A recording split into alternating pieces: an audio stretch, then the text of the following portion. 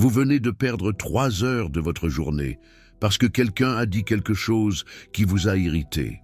Et pendant que vous ruminiez cette conversation, que vous la revisitiez mentalement, que vous répétiez des réponses parfaites, cette personne, elle, a continué sa vie, elle ne se souvient même plus de vous.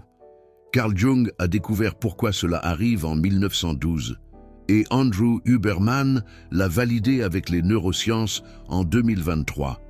Ce que vous allez apprendre dans les prochaines minutes n'est pas seulement le contrôle émotionnel. C'est une reconfiguration neurologique permanente. C'est la fin du détournement de votre attention par les autres. Je m'appelle Antoine, et cette chaîne relie les découvertes psychologiques de Carl Jung aux validations neuroscientifiques d'Andrew Huberman. Dans les prochaines minutes, vous allez comprendre le mécanisme exact de l'irritation, le protocole des 72 heures qui élimine les réactions automatiques, et pourquoi 90% des personnes qui vous irritent vous montrent quelque chose sur vous-même que vous refusez de voir. Si vous voulez une souveraineté psychologique réelle et non une simulation de contrôle, restez jusqu'à la fin. Il y a une erreur neurologique que 99% des gens commettent et qui annule tout le protocole. Je vais vous révéler laquelle. Laissez-moi vous montrer ce que Jung a découvert en 1912 et qui a tout changé. Il suivait une patiente nommée Sophie, une femme de 40 ans, cadre, extrêmement compétente. Sophie avait un problème spécifique. Elle ne pouvait pas être dans la même pièce que sa sœur sans ressentir une rage viscérale. Sa sœur n'avait pas besoin de faire quoi que ce soit, juste exister, juste parler, juste respirer. Et Sophie sentait son sang bouillir. Jung a posé à Sophie une question qui paraissait absurde. Qu'est-ce qui, exactement, chez votre sœur, vous irrite? Sophie a répondu immédiatement. Elle est fausse. Elle sourit à tout le monde. Elle n'est jamais authentique. Toujours en représentation. Jung a noté. Et il a posé la deuxième question. Et vous, êtes-vous toujours authentique? Sophie a été offensée. Bien sûr que oui. Je dis ce que je pense. Je ne feins pas. Jung a alors montré à Sophie les enregistrements des 8 dernières séances. Dans chacune d'elles, Sophie avait décrit des situations où elle avait souri quand elle était en colère, acquiescé quand elle était en désaccord, complimenté quand elle trouvait quelque chose mauvais, tout par convenance. Une professionnelle, par stratégie sociale, pour maintenir la paix. Sophie est authentique? Non. Sophie joue la comédie autant que sa sœur. La différence? Sophie refuse de l'admettre. Alors, elle projette sur sa sœur. Et elle ressent de la rage. C'est ce que Jung appelait la projection de l'ombre. L'ombre, c'est tout ce que vous êtes, mais que vous n'admettez pas. Tout trait, tout comportement, toute caractéristique que vous jugez inacceptable chez vous, vous la repoussez hors de votre inconscience. Et quand vous voyez ce trait chez une autre personne, votre système neurologique déclenche une alarme, pas parce que la personne est mauvaise, mais parce qu'elle vous rappelle quelque chose que vous avez nié en vous-même. L'irritation n'est jamais à propos de l'autre personne. L'irritation est toujours à propos de vous, à propos de ce que vous ne voulez pas voir en vous-même. Et c'est pour cela que la même caractéristique irrite certaines personnes et pas d'autres. C'est pour cela que vous pouvez être dans une pièce avec 10 personnes et que l'une d'elles vous énerve sans même parler. Ce n'est pas la personne, c'est le miroir. Huberman a validé cela en 2023 avec la neuroimagerie. Quand vous ressentez de l'irritation, 3 régions du cerveau s'activent simultanément. Premièrement, l'amygdale, le centre de l'alarme émotionnelle. C'est l'amygdale qui déclenche la réponse de menace. Deuxièmement, le cortex singulaire antérieur. C'est la région qui traite le conflit entre ce que vous croyez être et ce que vous êtes vraiment. Troisièmement, le cortex préfrontal ventromédian. C'est la région qui gère l'image de soi et l'identité. Vous comprenez ce que cela signifie? L'irritation n'est pas une réaction à quelque chose d'extérieur. L'irritation est une réaction à un conflit intérieur entre qui vous pensez être et qui vous êtes réellement. L'autre personne ne sert que de déclencheur. Le conflit était déjà là, latent, attendant. Et c'est pour cela que vous pouvez passer une journée tranquille et que quelqu'un fait un commentaire et que vous explosez. Et c'est pour cela que vous perdez des heures à ruminer quelque chose qui, objectivement, est irrélévant. Et c'est pour cela que vous êtes obsédé par des comportements spécifiques de personnes spécifiques. Ce n'est pas à propos d'elles, ça ne l'a jamais été. C'est à propos du miroir qu'elles tiennent devant vous, et à propos de ce que ce miroir vous montre que vous ne voulez pas voir. Maintenant, la plupart des gens, quand ils découvrent cela, posent la mauvaise question. La mauvaise question, c'est « Comment j'arrête de m'irriter ?» Cette question part déjà du postulat que l'irritation est le problème. Ce n'est pas le cas. L'irritation est le symptôme. Le problème, c'est la négation. Le problème, c'est la fracture entre le moi conscient et le moi réel. L'irritation, c'est juste l'alarme qui signale cette fracture. La bonne question, la question que Jung posait, la question que Huberman valide neurologiquement, est celle-ci: qu'est-ce que cette irritation essaie de me montrer à propos de moi-même? Ce changement de question change tout. Parce que maintenant, l'irritation cesse d'être un ennemi et devient un professeur. Elle cesse d'être quelque chose à supprimer et devient quelque chose à investiguer. Et c'est ce que Huberman appelle l'intégration neurale. Il ne s'agit pas de supprimer l'amygdale, mais de reconnecter l'amygdale avec le cortex préfrontal et d'utiliser l'information émotionnelle pour révéler la vérité psychologique. Laissez-moi vous donner un exemple concret. Il y a un patient de Jung, je vais l'appeler Julien. Julien était médecin, 38 ans, succès professionnel, marié, 2 enfants. Julien avait un collègue à l'hôpital et qu'il détestait. Je vais appeler ce collègue Maxime.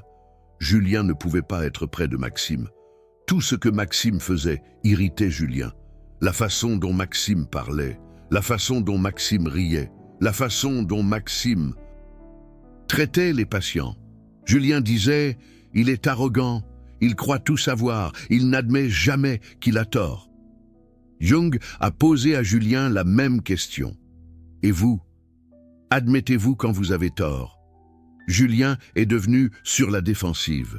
Bien sûr que j'admets, je suis médecin. Si je me trompe, quelqu'un meurt, je dois admettre. Jung a demandé des exemples. Julien n'a pas pu en donner. Pas parce que Julien n'admettait jamais ses erreurs, mais parce que Julien avait construit une identité tellement rigide autour du fait d'être impeccable, qu'admettre une erreur était devenu neurologiquement impossible. Le cortex préfrontal de Julien supprimait activement tout souvenir d'échec. Pourquoi? Parce que l'image de soi de Julien comme médecin parfait était plus importante que la vérité. Et quand Julien voyait Maxime, il voyait quelqu'un qui avait aussi du mal à admettre ses erreurs. Mais Maxime s'en fichait. Maxime n'avait pas construit une identité autour du fait d'être parfait. Maxime était arrogant ouvertement, et c'était insurmontable pour Julien, parce que Julien était aussi arrogant, mais ne pouvait pas l'admettre. Alors il projetait sur Maxime, et il ressentait de la rage. Huberman appelle cela la dissonance neurochimique. Quand vous entretenez une croyance sur vous-même qui ne correspond pas à la réalité, votre cerveau doit dépenser de l'énergie constamment pour maintenir l'illusion. Et c'est une énergie chère. C'est une énergie qui pourrait être utilisée pour la créativité, pour la résolution de problèmes, pour la connexion sociale, mais elle est utilisée pour maintenir un mensonge. Et quand quelque chose ou quelqu'un menace ce mensonge, l'amygdale se déclenche.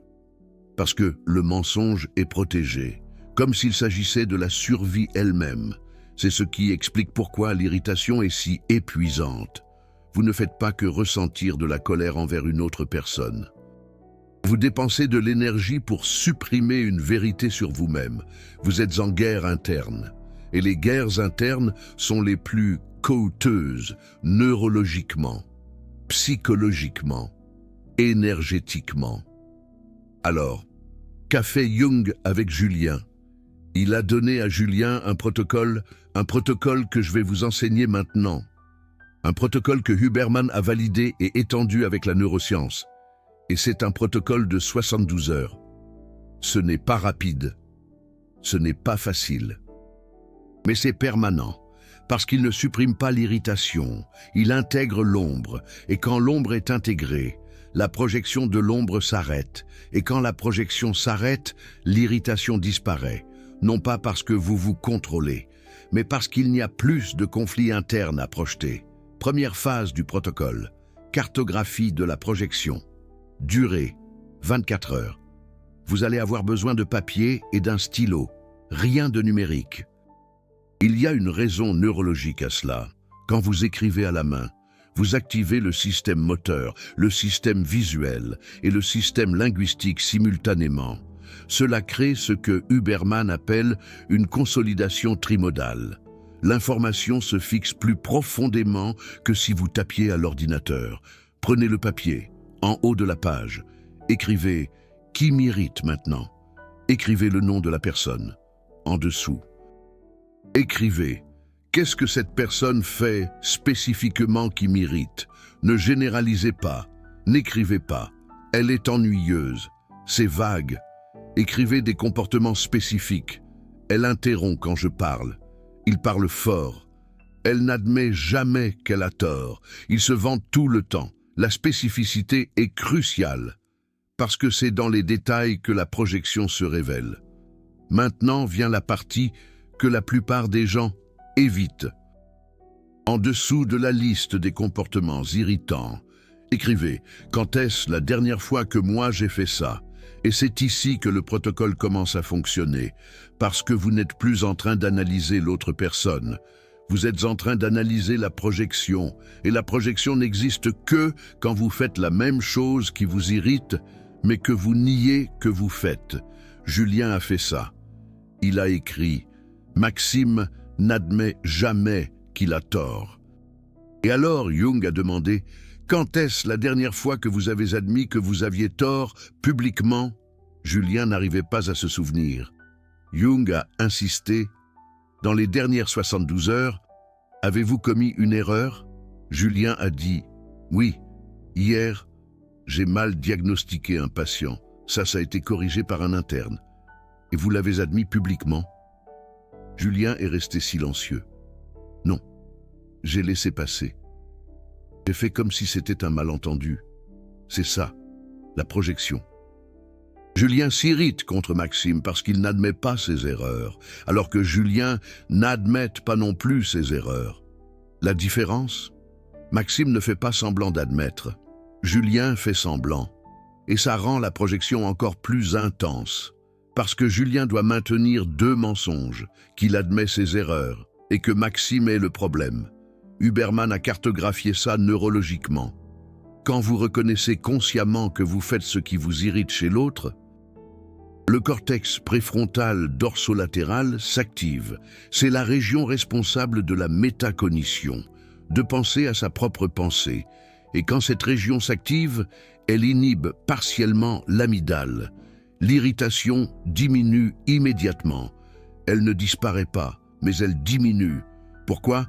Parce que le conflit interne est en train de commencer à se résoudre. Deuxième phase du protocole, confession privée. Durée, 24 heures. Vous allez reprendre la liste que vous avez écrite. Les comportements qui vous irritent chez l'autre et que vous faites vous aussi. Et vous allez écrire une confession. Mais ce n'est pas une confession publique. Ce n'est pas pour que quelqu'un la lise. C'est une confession pour vous-même, pour votre psyché, pour votre ombre. La confession a un format spécifique. Elle commence comme ça. Je nie que je suis. Et ensuite, vous listez. Exemple, je nie que je suis arrogant. Je nie que j'interromps les gens. Je nie que j'ai besoin d'avoir toujours raison. Ce qui vous irrite chez l'autre, vous le mettez ici. Parce que si ça vous irrite, c'est parce que vous le niez en vous-même. Et après avoir listé, vous écrivez. Mais la vérité est que, et vous listez de nouveau, mais cette fois-ci avec des exemples concrets. Exemple. Mais la vérité est que je suis arrogant. Hier, j'ai corrigé mon collègue devant tout le monde, non pas parce qu'il avait tort, mais parce que je voulais montrer que je savais plus, mais la vérité est que j'interromps les gens. Ce matin, j'ai coupé ma femme au milieu de sa phrase, parce que j'ai pensé que ce que j'avais à dire était plus important. C'est ce que Jung appelle la reconnaissance de l'ombre, et c'est la première étape de l'intégration. Vous n'êtes pas en train de vous punir, vous n'êtes pas en train de vous juger, vous êtes simplement en train de reconnaître. C'est vrai, je fais ça, je suis ça, et quand vous reconnaissez, quelque chose de neurologique se produit. L'énergie qui était dépensée pour maintenir la négation est libérée. Et avec cette énergie libérée, l'irritation diminue encore plus. Huberman explique ça comme ça. La dissonance neurochimique est coûteuse métaboliquement. Maintenir une croyance fausse sur soi-même requiert une suppression active. Et la suppression active consomme du glucose, consomme des neurotransmetteurs. Elle consomme de l'attention. Quand vous arrêtez de supprimer, quand vous reconnaissez la vérité, le métabolisme cérébral change. Moins d'énergie dépensée en maintien d'illusion, plus d'énergie disponible pour les fonctions supérieures. Et une des premières choses qui arrive, vous arrêtez de vous irriter, parce qu'il n'y a plus de conflit à projeter. Troisième phase du protocole. Intégration active, durée, 24 heures. C'est la phase la plus difficile. Parce que ce n'est pas juste reconnaître l'ombre, c'est l'intégrer. Et l'intégration signifie action. Cela signifie faire quelque chose de différent. Cela signifie briser le schéma neurologique. Vous allez reprendre la liste des comportements qui vous irritent et que vous avez reconnus en vous-même, et vous allez en choisir un seul, le plus difficile, celui que vous niez le plus. Et dans les prochaines 24 heures, vous allez faire l'opposé publiquement. Si ce qui vous irrite est l'arrogance et que vous avez reconnu que vous êtes arrogant vous aussi, vous allez publiquement admettre que vous ne savez pas quelque chose. Si ce qui vous irrite est l'interruption et que vous avez reconnu que vous interrompez vous aussi, vous allez publiquement laisser quelqu'un terminer de parler, même si vous n'êtes pas d'accord. Julien a fait ça. Le comportement qui l'irritait le plus chez Maxime était le refus d'admettre ses erreurs. Et Julien a reconnu qu'il faisait ça lui aussi. Alors Jung a donné à Julien une tâche, dans les prochaines 24 heures. Admettez publiquement une erreur médicale. Une erreur petite, pas quelque chose qui mette quelqu'un en danger, mais une erreur. Devant des collègues, sans justification, sans excuse. Julien a fait, le jour suivant, pendant une réunion clinique, il a dit « Hier, j'ai mal diagnostiqué le patient du lit 7. C'était une analyse précipitée. L'interne avait raison. J'avais tort. Ça a duré 10 secondes. Mais neurologiquement, c'était 10 secondes qui reconfiguraient des années de schéma. L'amygdale s'est déclenchée. Le cortex préfrontal est entré en conflit. Mais Julien a maintenu. Il n'a pas justifié. Il n'a pas minimisé, il a simplement reconnu. Et ce qui s'est passé après? Julien est rentré chez lui. Et pour la première fois depuis des mois, Antoine pensa à Maxime et ne ressentit pas de colère. Il ressentit de l'indifférence, parce qu'il n'y avait plus de projection. Antoine avait admis qu'il avait aussi du mal à reconnaître ses erreurs. Antoine avait fait publiquement ce qu'il jugeait chez Maxime. Et quand vous faites ce que vous jugez chez l'autre, la projection de l'ombre se dissout parce qu'il n'y a plus de négation pour la soutenir. Huberman appelle ça la neuroplasticité autodirigée. Vous n'attendez pas que le cerveau change seul.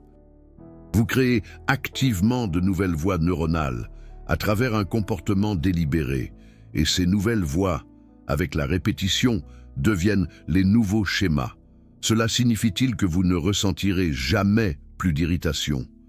Non. Cela signifie que l'irritation devient information, devient un signal. Chaque fois que vous ressentirez une irritation intense envers quelqu'un, vous saurez, il y a quelque chose ici que je suis en train de nier en moi-même. Et vous aurez un protocole pour investiguer. Maintenant, il y a quelque chose que Carl Jung a découvert et qui est absolument crucial. Il y a un type d'irritation qui n'est pas une projection.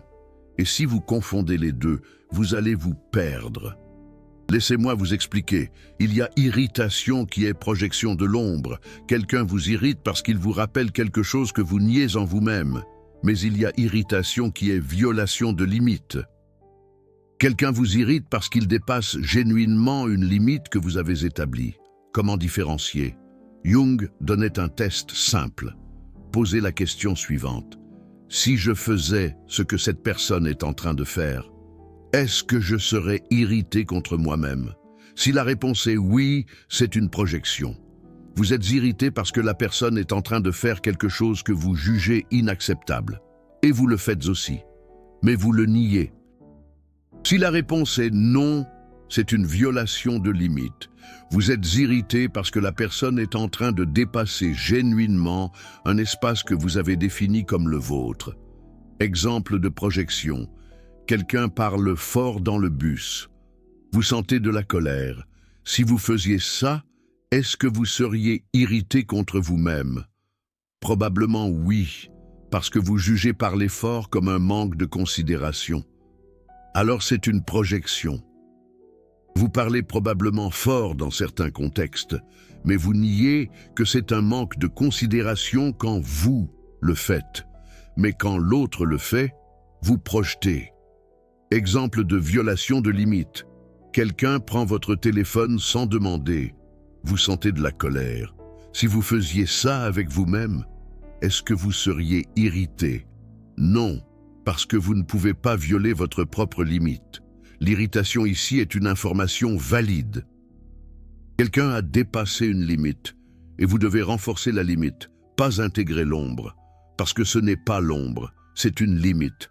La confusion entre projection et violation de limite, c'est ce qui entrave le plus la croissance psychologique.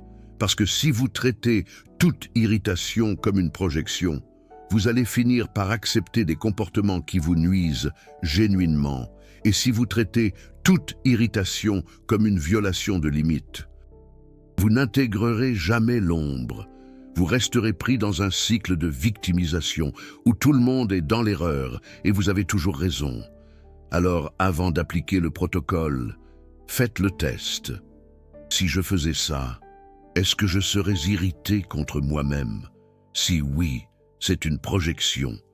Protocole d'intégration. Si non, c'est une limite. Protocole de renforcement. Ce sont des protocoles différents, pour des problèmes différents. Et savoir quel est quel, c'est 50% de la sagesse. Mais il y a quelque chose d'encore plus profond que Jung a découvert. Il y a des cas où l'irritation est tellement intense qu'elle en devient obsessive. Vous n'arrivez pas à arrêter de penser à la personne. Vous revivez les conversations, vous répétez les confrontations, vous perdez des heures, des jours, des semaines, obsédé. Jung a appelé ça la possession par l'ombre. C'est quand l'ombre n'a pas été seulement niée. Elle a été réprimée avec tellement de force qu'elle est revenue avec une intensité multipliée. Et dans ces cas, le protocole de 72 heures n'est pas suffisant. Vous avez besoin de quelque chose de plus profond. Vous avez besoin de ce que Jung appelait la confrontation avec l'ombre.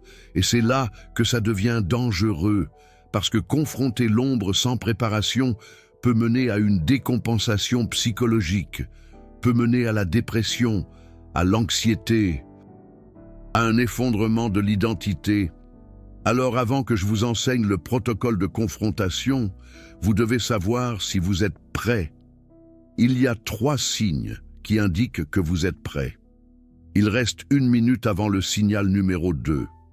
Laissez un j'aime si vous voulez une souveraineté psychologique réelle. Maintenant, allons-y. Premier signe. Vous arrivez déjà à reconnaître au moins 3 traits de votre ombre, sans vous effondrer. Cela signifie que vous avez déjà fait un travail psychologique antérieur. Vous avez déjà regardé dans le miroir et vu des choses que vous n'avez pas aimées, et vous n'êtes pas entré dans la négation. Vous n'êtes pas entré dans l'autopunition. Vous avez juste reconnu, si vous êtes encore au stade où toute critique vous déstabilise, où tout feedback négatif vous plonge dans la dépression, vous n'êtes pas prêt. Vous devez d'abord renforcer l'ego conscient. Parce que confronter l'ombre sans ego fort, c'est comme faire une opération chirurgicale sans anesthésie. Vous ne tenez pas le coup. Deuxième signe, vous avez une pratique quotidienne d'auto-observation. Ça peut être de la méditation, ça peut être du journaling, ça peut être de la thérapie. L'important, c'est que vous ayez l'habitude de regarder à l'intérieur, parce que confronter l'ombre n'est pas un événement unique, c'est un processus continu. Et si vous n'avez pas l'habitude d'auto-observation, vous allez confronter l'ombre une fois, vous allez avoir une révélation et vous allez oublier et l'ombre revient, plus forte. Parce que maintenant, elle sait que vous savez et elle va se cacher mieux. Troisième signe, vous avez au moins une personne de confiance avec qui vous pouvez parler du processus. Ça peut être un thérapeute, ça peut être un ami proche, ça peut être votre partenaire. L'important, c'est que vous ne fassiez pas ça seul, parce que confronter l'ombre seul, c'est risqué. Vous pouvez vous perdre. Vous pouvez confondre ombre avec identité. Vous pouvez croire que vous êtes l'ombre, et ce n'est pas le cas. Vous êtes la totalité, ombre et ego, conscient et inconscient, et avoir quelqu'un pour vous rappeler ça, c'est crucial. Si vous avez ces 3 signes, vous êtes prêt pour le protocole de confrontation. Si vous ne les avez pas, revenez au protocole de 72 heures. Faites-le plusieurs fois, avec différentes personnes, avec différentes irritations. Fortifiez l'ego, développez l'auto-observation, construisez des relations de confiance. Et quand vous aurez les 3 signes, vous revenez ici. Maintenant, le protocole de confrontation. Huberman appelle ça l'exposition interoceptive. C'est différent de l'exposition externe. L'exposition externe, c'est quand vous vous exposez à un stimulus externe qui vous cause de la peur. Exemple, si vous avez peur du vide, vous montez en haut de la tour Eiffel. L'exposition interoceptive, c'est quand vous vous exposez à un état interne qui vous cause de la peur. Exemple, si vous avez peur de la colère, vous accédez délibérément à la colère. Et c'est ce que vous allez faire avec l'ombre. Vous allez délibérément accéder à l'ombre, pas pour devenir l'ombre, mais pour connaître l'ombre, pour intégrer l'ombre. Et ça se fait à travers l'imagination active. Jung utilisait ce terme. Huberman le valide neurologiquement. L'imagination active, c'est quand vous utilisez l'imagination, pas pour fantasmer, mais pour dialoguer avec des parties inconscientes de la psyché. Voici le protocole. Réservez 60 minutes, sans interruption, téléphone éteint, porte verrouillée. Vous allez avoir besoin de papier et d'un stylo. Asseyez-vous confortablement. Fermez les yeux, respirez profondément pendant 2 minutes. Andrew Huberman recommande la respiration physiologique. 2 inspirations par le nez, une expiration longue par la bouche. Cela calme le système nerveux et prépare le cerveau à accéder à des états internes. Après ces 2 minutes, vous allez faire ce qui suit. Vous allez penser à la personne qui vous irrite le plus, la personne qui vous obsède. Et vous allez visualiser cette personne devant vous, pas telle qu'elle est réellement, mais telle que vous la voyez, exagérée, distordue. Si vous pensez qu'elle est arrogante, visualisez une arrogance multipliée par 10. Si vous pensez qu'elle est manipulatrice, visualisez la manipulation pure. Maintenant vient la partie cruciale. Vous allez demander à cette image « Pourquoi es-tu là ?» Et vous allez attendre une réponse. pas une réponse que vous inventez. Une réponse qui surgit de l'inconscient. Cela peut être un mot, cela peut être une image, cela peut être une sensation. Vous ne contrôlez pas, vous recevez.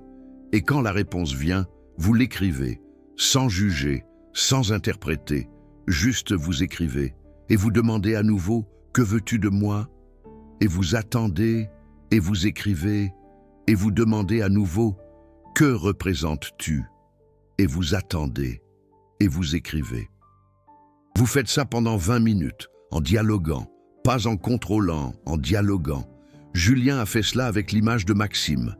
Et la première réponse qui est venue a été « Je suis là parce que tu me nies ». Julien a noté et a demandé « Que veux-tu de moi ?» La réponse a été « Admission ». Julien a demandé « Que représentes-tu » La réponse a été « La partie de toi qui a besoin d'avoir toujours raison, la partie de toi qui a peur d'être vulnérable, la partie de toi qui pense qu'une erreur est une mort. » Julien a ouvert les yeux, et pour la première fois, il a compris. Maxime n'était pas le problème. Maxime était le messager. L'ombre de Julien utilisait Maxime pour se faire connaître. Parce que Julien avait nié cette partie de lui pendant si longtemps que la seule façon pour elle de se manifester était par la projection. Et quand Julien a reconnu cela, quelque chose a changé, neurologiquement. L'amygdale a arrêté de se déclencher quand il voyait Maxime. Le cortex préfrontal a intégré l'information. L'ombre a été vue. Et quand l'ombre est vue, elle arrête de contrôler. Andrew Huberman explique cela ainsi. Le cerveau a une plasticité dépendante de l'état. Cela signifie que le cerveau se reconfigure en fonction de l'état interne auquel vous accédez. Si vous accédez à la colère et la supprimez, le schéma neuronal de suppression se renforce.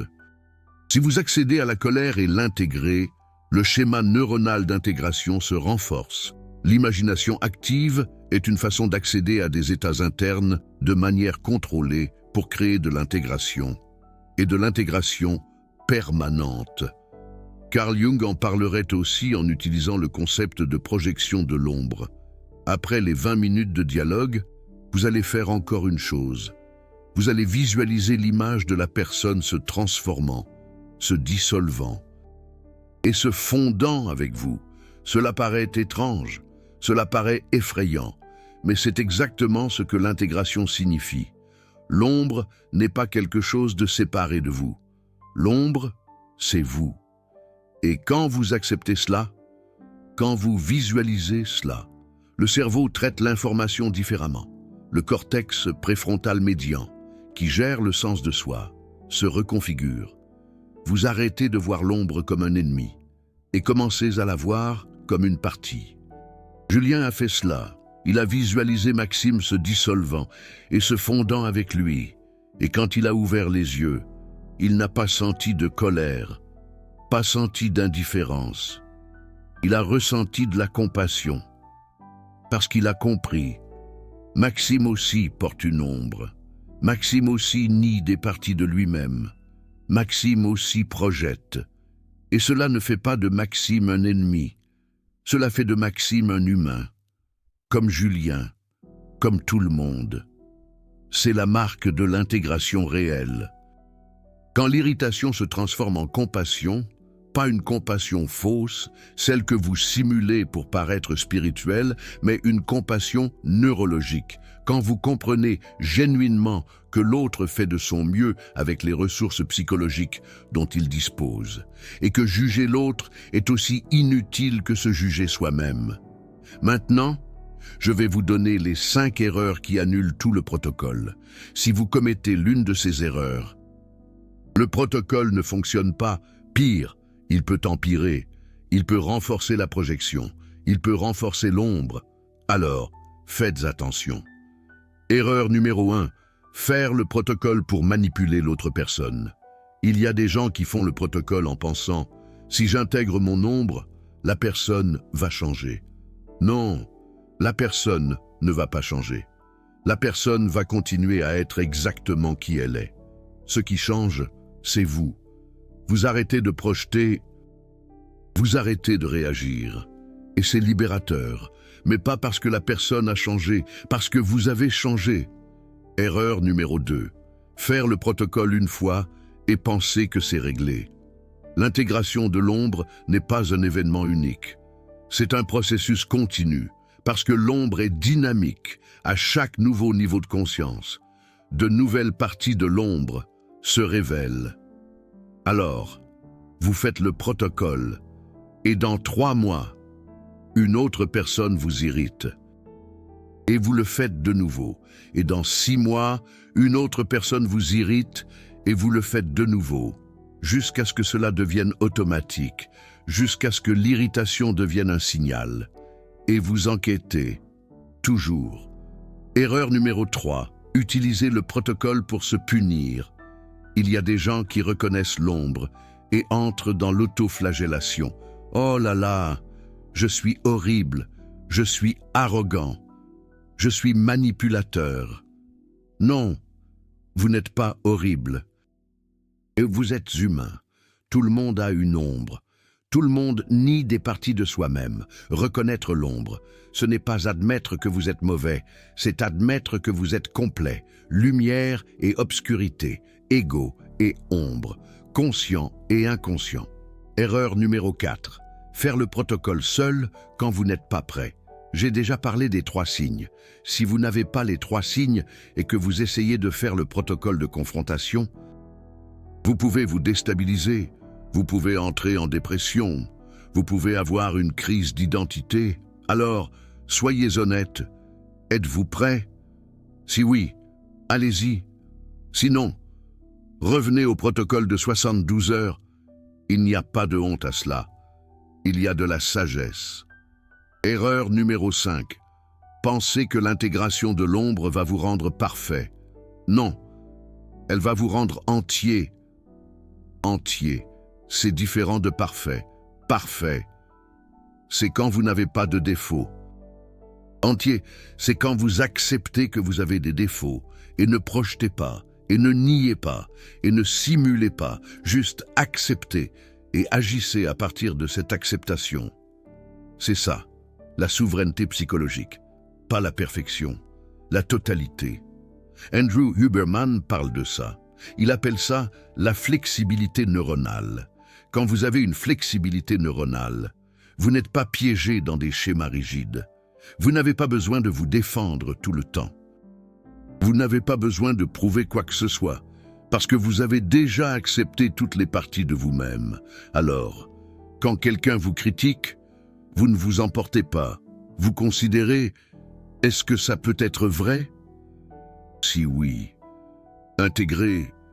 Sinon, ignorez. Mais ne réagissez pas, parce qu'il n'y a pas de menace. Il n'y a pas d'ombre non reconnue en train d'être exposée. Maintenant, laissez-moi vous montrer comment cela s'applique au quotidien. Parce que la théorie sans application, c'est de la masturbation intellectuelle. Vous avez compris le concept. Vous avez compris le protocole. Mais comment utilisez-vous cela demain quand quelqu'un vous irrite? Scénario 1. Vous êtes dans une réunion.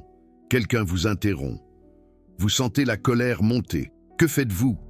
Première chose, respirez. 2 inspirations par le nez. Une expiration longue par la bouche. Ça apaise l'amygdale. Deuxième chose, demandez-vous intérieurement, est-ce une projection ou une violation de limite? Est-ce que vous interrompez les gens? Si oui, c'est une projection. Notez mentalement. Après la réunion, appliquez le protocole des 72 heures. Sinon, c'est une violation de limite. Alors, vous renforcez la limite, vous dites « Excusez-moi, j'aimerais terminer mon raisonnement. » Simple, direct, sans colère. Scénario 2, vous êtes dans les embouteillages. Quelqu'un vous coupe la route, vous ressentez de la colère. Que faites-vous? La même chose, respirez, demandez-vous. Est-ce une projection ou une violation de limite? Avez-vous déjà coupé la route à quelqu'un? Probablement oui. Alors c'est une projection, c'est mineur, ça ne vaut pas un protocole de 72 heures. Alors, vous reconnaissez simplement. Ça m'arrive aussi parfois, et la colère diminue. Parce qu'il n'y a pas de projection pour alimenter la colère. Scénario 3, vous êtes chez vous. Votre partenaire fait quelque chose qui vous irrite répétitivement. Vous en avez parlé 10 fois. Rien ne change. Vous ressentez de la colère. Que faites-vous? Ici, c'est plus complexe. Ça peut être une projection. Ça peut être une violation de limites. Ça peut être les deux. Alors, vous devez investiguer. Appliquer le protocole des 72 heures. Cartographier la projection. Si vous découvrez que c'est une projection, intégrez-la. Si vous découvrez que c'est une limite, renforcez-la. Mais avec clarté, pas avec une colère projetée. Huberman parle de régulation émotionnelle en temps réel. C'est ça. Ce n'est pas supprimer l'émotion, c'est traiter l'émotion rapidement, reconnaître, catégoriser, décider. L'amygdale se déclenche. Le cortex préfrontal traite. Décision consciente, action intentionnelle. C'est possible. Mais ça demande de l'entraînement. Ça demande que vous ayez fait le protocole des 72 heures plusieurs fois. Parce qu'alors, vous avez une mémoire neuronale. Vous connaissez déjà le schéma. Vous reconnaissez rapidement. Et avec le temps, quelque chose d'incroyable se produit. Vous arrêtez de vous irriter aussi souvent. Pas parce que vous vous contrôlez, mais parce que vous avez intégré tellement de parties de l'ombre qu'il n'y a plus grand-chose à projeter. Vous devenez genuinement compatissant, pas spirituellement compatissant, neurologiquement compatissant. Vous voyez l'autre comme un miroir, et quand le miroir vous montre quelque chose, vous remerciez parce que ça vous révèle quelque chose que vous n'aviez pas encore vu. Carl Jung disait « Tant que vous ne rendez pas l'inconscient conscient, il dirigera votre vie, et vous appellerez cela le destin. » L'irritation est une des formes que l'inconscient utilise pour devenir conscient. Chaque fois que quelqu'un vous irrite, votre inconscient est en train de dire « Regarde ici, il y a quelque chose que tu ne veux pas voir. » Vous pouvez ignorer, vous pouvez supprimer, vous pouvez projeter, ou vous pouvez investiguer, vous pouvez intégrer, vous pouvez devenir entier. Huberman ajoute « La neuroplasticité est possible. » Toute la vie. Vous n'êtes pas prisonnier de vos schémas. Vous pouvez reconfigurer, mais ça demande une action délibérée, ça demande une exposition à l'état que vous voulez changer, ça demande de la répétition, et c'est ce que le protocole fait. Il vous expose à l'ombre de manière contrôlée, répétitivement, jusqu'à ce que l'intégration devienne automatique. Alors, laissez-moi résumer. L'irritation n'est pas à propos de l'autre, c'est à propos de vous. À propos de ce que vous niez en vous-même, protocole de 72 heures pour intégrer cartographie, confession, intégration active, protocole de confrontation pour les ombres profondes, imagination active, dialogue, fusion, différencier projection de violation de limites, éviter les 5 erreurs, appliquer au quotidien, s'entraîner jusqu'à ce que ça devienne automatique. C'est ça, la souveraineté psychologique. Et quand vous avez la souveraineté psychologique, personne ne détourne plus votre attention, personne ne vole plus votre paix, personne ne contrôle plus vos émotions, parce que vous avez arrêté de projeter, vous avez arrêté de nier. Vous êtes devenu entier, et quand vous êtes entier, vous êtes libre. Maintenant, si cette vidéo vous a touché, si vous avez reconnu des schémas, si vous voulez aller plus loin, il y a 3 façons de soutenir la chaîne et d'approfondir votre processus. Première, il y a un super thanks juste en dessous de la vidéo. C'est une façon pour vous de remercier littéralement le contenu tout en soutenant la continuité de ces vidéos. Cliquez là en bas. Deuxième façon, commentez ici en bas qui vous irrite le plus maintenant et pourquoi. Ne mettez pas de nom, mais mettez le comportement. Votre cerveau commence déjà à intégrer juste en écrivant consciemment. Troisième façon, abonnez-vous à la chaîne. Je poste des vidéos hebdomadaires connectant Jung et Huberman.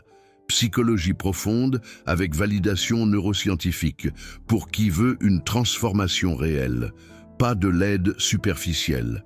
Et si vous voulez une prochaine étape pratique, regardez cette vidéo ici que YouTube est en train de recommander. C'est à propos de comment utiliser l'ombre, non seulement pour arrêter de s'irriter, mais pour accéder à un pouvoir psychologique que vous ne saviez même pas que vous aviez. Parce que l'ombre n'est pas seulement obscurité, c'est aussi force réprimée et génialité niée. Et quand vous intégrez, vous n'arrêtez pas seulement de vous irriter, vous devenez plus puissant, beaucoup plus. Merci d'avoir regardé jusqu'à la fin. Ça montre que vous ne voulez pas seulement du confort psychologique, vous voulez la vérité. Et la vérité fait mal. Mais libère. À bientôt dans la prochaine vidéo.